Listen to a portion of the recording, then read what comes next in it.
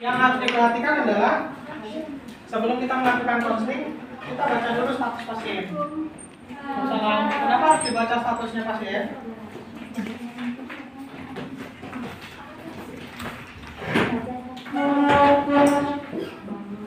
Kita ingin tahu kira-kira si pasien ini kenapa kita counseling itu latar belakangnya apa?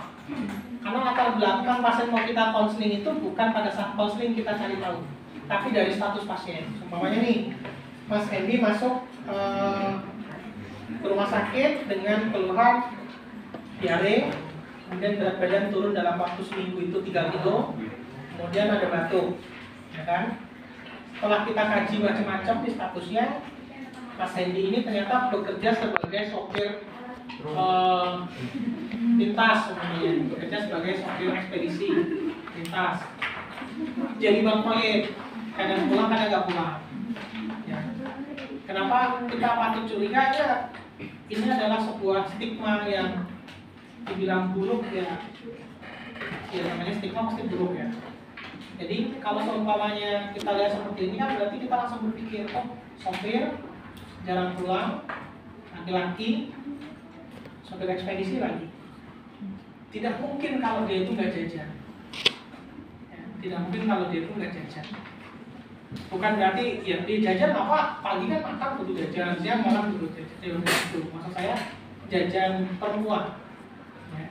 Kalau tadi saya ngomong perempuan, sebenarnya kasihan sama perempuan. Perempuan kok dijadikan objek barang dagangan. Makanya saya pakai bahasa jajan. Jadi tidak mungkin kalau dia nggak jajan, dan kecil kemungkinan dia nggak jajan. Bahkan kalau nggak ada perempuan pun laki-laki diambat kok. Laki-laki jadi-jadian itu kan diambat juga. Ya. Laki-laki yang kemayu itu, itu kan jadi sasaran. Pak, emang gimana Pak sasarannya? Emang pedang-pedangan Pak? Ya nggak gitu juga. Biasanya mereka melakukan kegiatan yang tidak pada tempatnya. Atau kalau dulu zaman Nabi Lut itu namanya kaum Sodom. Ya. Kaum Sodom yang lagi viral kemarin, Pak Ribut sama muridnya, ya itu kan kaum Sodom.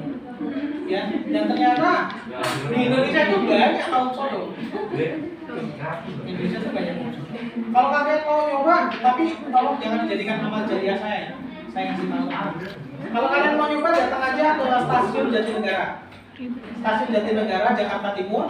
Kalau kalian mau cari yang laki-laki kemayu, banyak.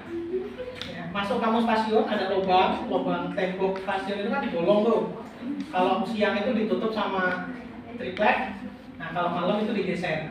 Jadi kalau kamu mau masuk sana ketok-ketok aja, tok-tok, nanti tripleknya dibuka kamu masuk. Isinya apa? Bantaran rel, isinya tuh batu-batu, rel dan lain sebagainya. Jangan berpikir ada kasur, ada macam tidak ada.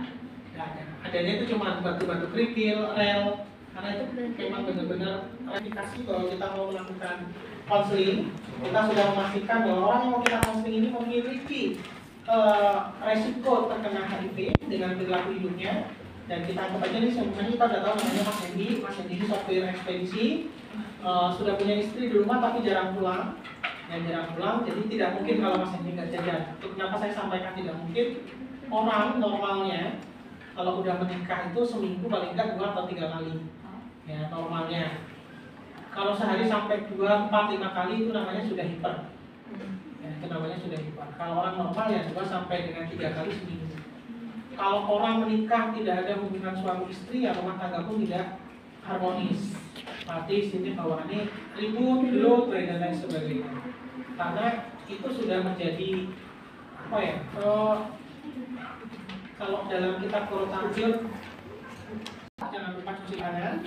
Kita sediakan ruangan, kemudian kita gunakan ruangan yang terang. Sebisa mungkin ruangan terang itu menghadap ke pasien, kita di belakang. Seumpamanya di jendela, harusnya saya yang di belakang jendela, yang di sini si pasien.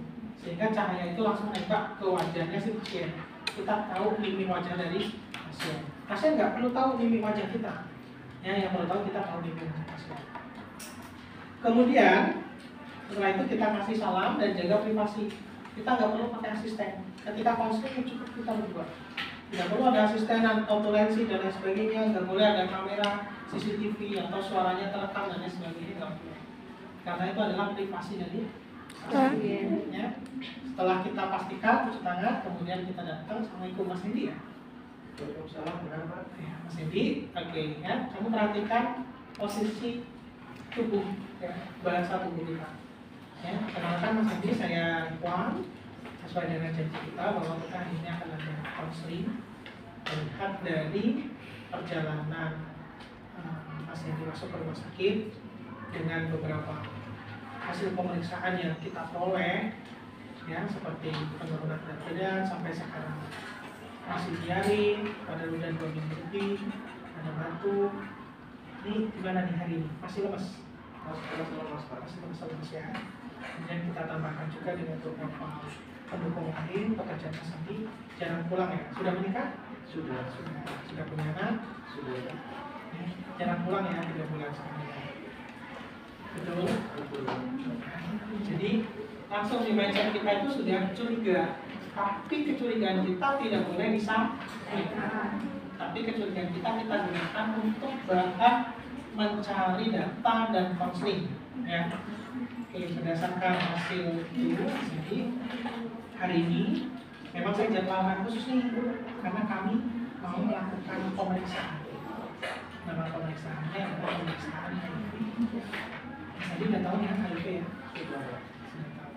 Oke, sebelum saya lanjutkan, atau mungkin ada yang mau diklarifikasi? Cukup Pak, ya selama saya menjadi supir, saya sudah 6 bulan tidak pulang dan saya sudah beberapa kali saja bermain di belakang saya. Ya, berarti benar ya data ini ya? Ya, oke. Bentar ya, Kak? Iya, pasti bentar ya? Iya. Atau mau habis dulu saya? Bis dulu, Ya, jadi ketika pasien menyampaikan banyak hal, kita diam. Kita berikan kesempatan pasien untuk menceritakan semua. Satu.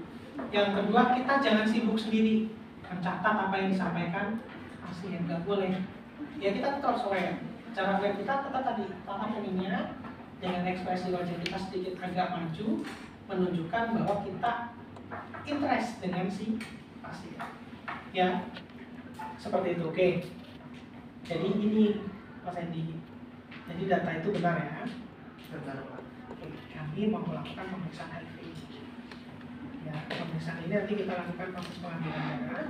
Setelah darahnya kita ambil, kita periksa kurang lebih 3 hari. Nanti setelah 3 hari lagi, Mas Hendi datang lagi ke sini. Gitu. Dan selama pemeriksaan Mas Hendi tidak boleh melakukan hubungan suami istri. Kenapa nggak boleh? Udah tahu rasanya? Iya Pak. Karena kan kita belum tahu hasilnya, apakah hasilnya positif atau negatif. Untuk mencegah resiko penularan. Ya, kecuali nanti kalau ada hasilnya negatif, baru boleh. Kalau hasilnya positif itu nanti kita kasih tahu bagaimana mekanismenya biar tidak berisiko menularkan ke orang lain. Kira-kira benar nggak? Benar Pak. Ya, kita jelaskan. Jadi itu umpan balik resiko infeksi. Kalau seumpamanya kita tetap abaikan begitu saja. Ya, kemudian kita gali juga masalah. Jadi yang penting Mas Hendi, selama kita masih dalam tahap pemeriksaan, tidak boleh melakukan hubungan suami istri lagi dengan siapapun. Dan otomatis nanti dengan orang lain pun nggak boleh Mas Hendi. Ya, nggak boleh. Kan sudah punya istri. Ya, meskipun jarang pulang kan, ya tetap puasa dulu. Kan nanti dirapel di rumah bisa. Ya sehari 2 kali boleh, asal jangan 4 kali 5 kali. Ya, nanti nggak ada waktu buat bekerja. Jadi sambil dikuyoni boleh. Kecuali kalau orangnya udah sedih, pantang meh nesu ya jadi kuyoni. Ya, jangan dibercandain. Kalau orangnya welcome, ya easy going ya kita kuyoni oke. Oke, seperti itu. Mas, sebelum saya ini ada yang mau dikomunikasikan lebih lanjut? Apakah selama 3 hari itu langsung terlihat positif dan negatifnya secara pasti Pak?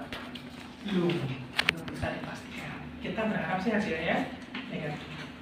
Tapi nanti tetap Mas Hendi ketika hasilnya negatif pun harus sudah men-stop tuh membantu kita untuk mencari hubungan orang selain istrinya. Kalau berhubungan dengan istrinya sama orang lain, itu akan berisiko. Gitu ya. Nanti mudah-mudahan hasilnya negatif. Ya, selesai itu tes HIV. Oke, setelah tes HIV 3 hari kemudian datang. 3 hari kemudian datang. Ada 2 tahap ya. Dari fase prainteraksi tadi sama, tidak ada perbedaan sesuai dengan perjanjian dan lain sebagainya, salam dan lain sebagainya, udah clear. Nah, kemudian kita langsung pelaksanaannya. Terus pelaksanaannya kita tanya, ini telah selesai hewan pemeriksaan. Gimana? Sudah siap? Iya Pak, sangat-sangat sekali. Sangat penasaran ya. Ternyata dari hasil ini bisa disimpulkan bahwa hasil pemeriksaan Bapak negatif. Ya. Alhamdulillah. Pakai kaki. Dan kakinya masih. Apa itu Pak? Ya. Nanti kembali lagi 3 bulan atau 6 bulan lagi untuk melakukan pemeriksaan ulang. Karena kita tidak tahu apakah ini fase jendela atau memang sudah fase akhir. Kalau memang ini fase jendela, insya Allah 3 bulan atau 6 bulan lagi biasanya sudah muncul hasilnya. Tapi kalau memang jenengan nggak kena 3 bulan atau 6 bulan lagi kita cek hasilnya tetap negatif. Dan benar-benar jenengan dinyatakan negatif. Bisa diterima? Bisa. Ya, nanti 3 bulan lagi kembali ya.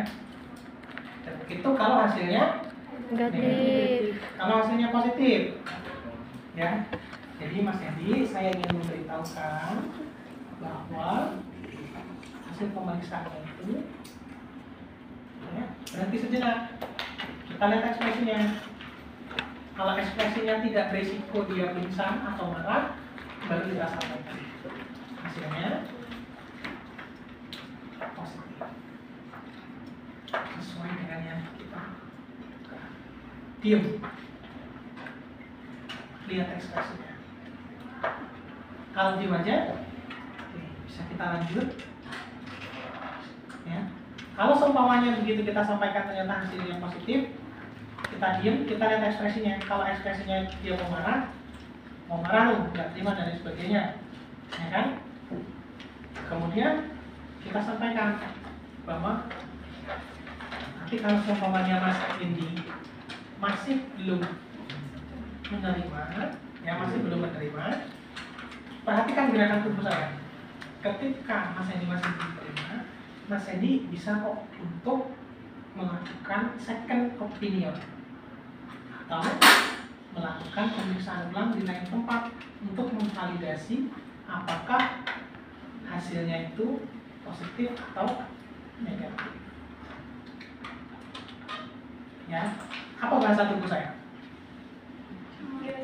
Menggeser pot. Ya, menggeserkan pas juga. Kenapa? Karena saya mulai melihat ekspresi dari Mas Hendy itu seperti mau marah dan tidak terima. Takutnya kalau ada benda-benda di depan dia nggak terima dan sebagainya harus diambil, kita dilempar, beresiko. Atau ya, yang pertama, yang kedua, kursi konselor biasanya itu yang ada rodanya, Sambil kita komunikasi, melihat pasien sudah mulai sedikit marah, oke, Mas Hendy, saya paham apa yang jenengan rasakan. Coba tarik nafasnya dulu, sambil kamu mundur. Ya, tapi yang ada rodanya. Nafas. Kita menjaga jarak. Ya, kalau seumpamanya Mas Hendy nggak terima, terus kamu mau dipukul, kamu berada dalam jarak Z tinjuannya, ya kena kamu. Nggak terima atau dia. Jadi kamu langsung membuka jarak. Tapi bukan menghindar, ya. Tapi jaga-jaga. Oke, bisa diterima? Betul. Kemudian setelah selesai, kita kasih kesempatan pasien untuk bisa mencerna apa yang kita sampaikan. Kalau tidak, apakah ada yang mau ditanyakan atau dikonfirmasi? Cukup. Masih belum terima, kita akhiri. Kalau masih belum terima, kita akhiri. Oke, sudah. Silakan, nanti ke ruangan bisa istirahat dulu, ya biar dia merenungkan dulu.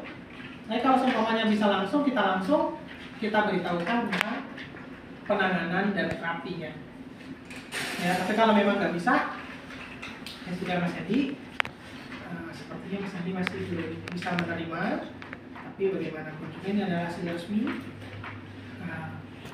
Saya berikan Mas Edi untuk istirahat terlebih dahulu. Nggak apa-apa, nanti kalau memang sudah sedikit lebih lega, lebih bisa menerima, Mas Edi nanti bisa menghubungi saya kembali.